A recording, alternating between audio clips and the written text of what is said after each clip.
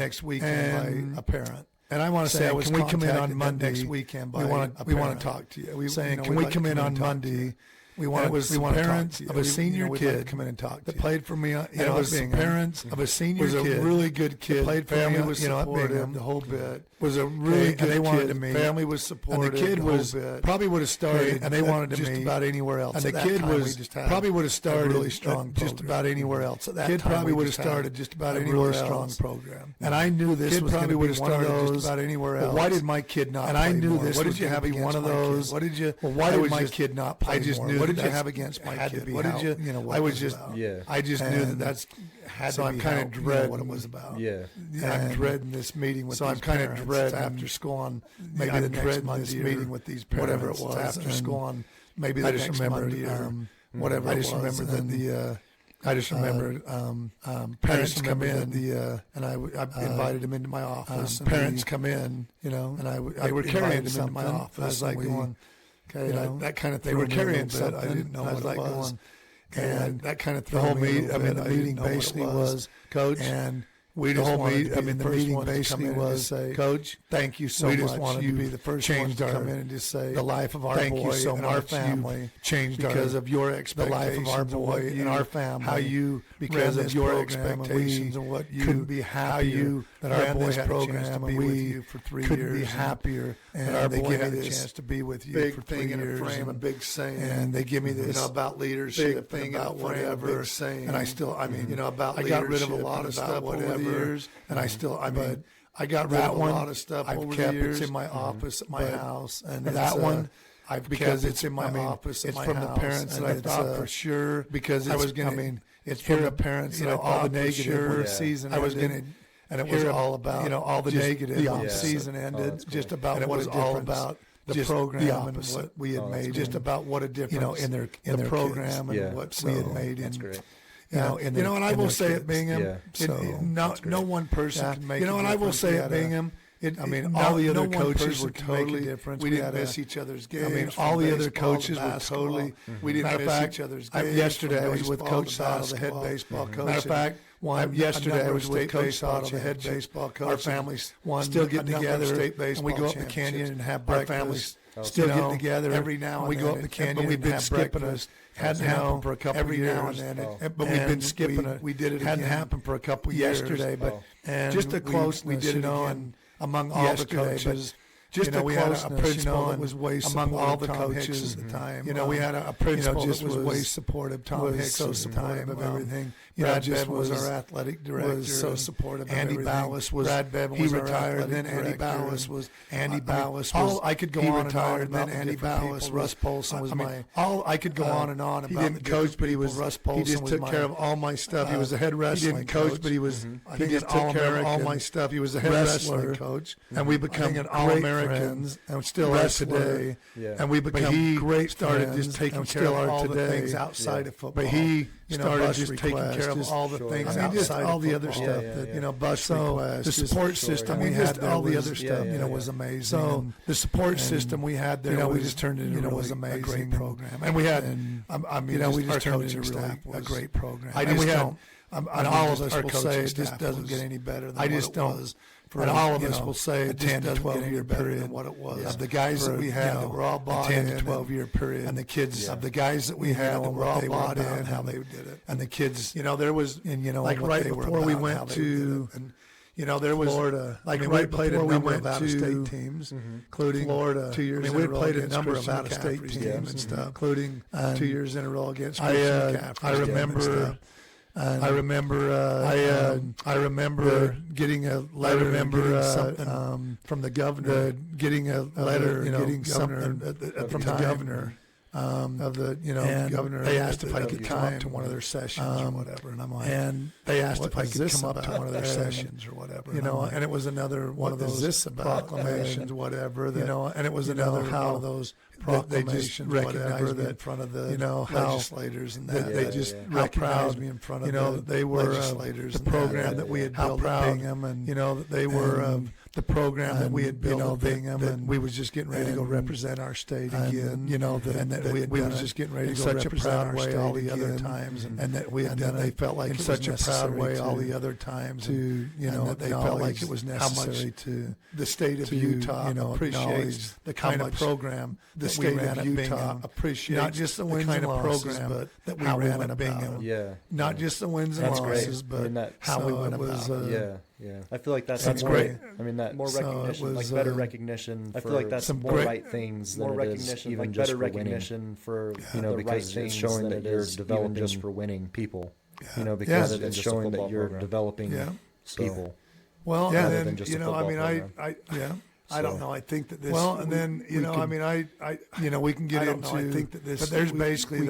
I had an amazing. We can get into. And it all come back to. I had an amazing. I look back on it and go. And it all come back. The program started to change. There was. I look back on it. I was at Bingham. The program started to change. There was. We started to have. I was at Bingham before we won state championships. A little bit. We started to have families move into. Yeah, some of the kids were coming from West Valley or Magna, and it was. Some of the kids were coming from West Valley or families. That myself and John Lamborn had kids and families, and it was myself and John Lamborn for their kids, and they were just like, and it was parents that wanted more, and they were buying homes. I mean, they were coming. We wanted buying homes in our, and they were buying homes. I mean, they were coming to play and buying homes in our area. That's kind of how we so their kids could play. We build it into in our program. That's kind of how we built it. I mean, there wasn't build it into. A lot of people said, you know what, you're out there recruiting. I mean, there wasn't that. A lot of people said, you know what, you're out there recruiting these kids. I can't speak for every. There was no recruiting. Everybody in my whole program. I can't speak for every. I can promise. Everybody in my whole program went and asked some kid from another school, hey, you never ever Bingham or anything like that. Some kid from another school, hey, but we did have a kid move in. We had a real good kid move in. One of the years from Colorado moved in. We had a real good kid move in. One of the years from Colorado, good running back. We had been winning state titles in another school. Family moves in to Utah, winning state titles, a job deal. Family moves into Utah because of. So that was a new kid. Well, yeah, they ended up moving into South Jordan, and so that was a new kid. So we did get that kind of stuff, and now I felt like that kind of stuff. Tried to run just a super clean program. I felt like tried to raise the level of everything we was doing in that program, and tried to raise the level of everything. By the time I left, I just can't imagine. By the time I left, I just can't imagine than what there'd be established at that point anywhere in America. As far as buying with coaches had established at that point, the community. As far as buying with coaches, code of ethics, and it was the community exactly. Yeah, everything's code of ethics, and it was so what exactly. Yeah, everything going along with it at Bingham. So what? Well, I had put in at that point. I had put in 31 years. Well, I had put in. At 31 total, I could now retire. Total could be on the state 31 total. I could now retire. I was burnt right out on the state retirement. I would imagine. I'd put in. I was burnt right out during that time. I would imagine. I put in college, and I had during that time. I put in for Southern Utah. Put on 2 college jobs, and was in for Southern Utah, my alma mater. For the head coaching job. I interviewed once with Kyle Whittingham coaching job as an assistant. I interviewed once with Kyle Whittingham, ended up working out as an assistant. So, as we started to get the program got better, as we started to get the program got better, there at least knew what kind of program more opportunities too, or people at least knew what kind of program I was actually approached by the athletic director at Weber State. I was actually approached by the year or two before I retired at Weber State. This was a year or two before I retired, the athletic director said, would you be interested in our head coaching job? And the athletic director said, would you be interested in our head I would be interested if you're interested, but I don't. And I just soon not even waste my time if you're interested, but I don't. If it's no way you're going to not even waste my time, if it's no way you're going to hire a high school coach. Me and another guy. I ended up coming down, had big time college me and another guy, and the other guy hired the other guy. Big time college experience. I went hard after it. And they hired the other really guy. Good staff. I went hard after it. I had to go, and a really good. Felt like that was the closest I probably lined up, ready to go, and felt like that was the closest I probably ever came to really maybe going on coaching really next level. Yeah, maybe definitely going on interviewed for a couple of the head jobs, but definitely was interviewed. And I know I didn't get the Weaver job because the president of the college was like. And I know I didn't get the Weaver job because the president of the college was like, they just, at least I was told, not take somebody with a bunch of experience over a high school coach. Not take somebody with a bunch of experience over, a high school coach. And then I had a couple opportunities to go as an assistant coach. And then I had a couple opportunities when I was late in my Bingham career coach as an assistant coach. When I was late in my Weaver State for one, as an assistant coach. Southern Utah, I think I could have gone Weaver State for one. Southern Utah, I think at that point, what, it just didn't feel right. And I was, at that point, what, later in my career, and I was, I was good with things. A little bit later in my career, and it was, I was good with things. And so I retired, and we moved down here, and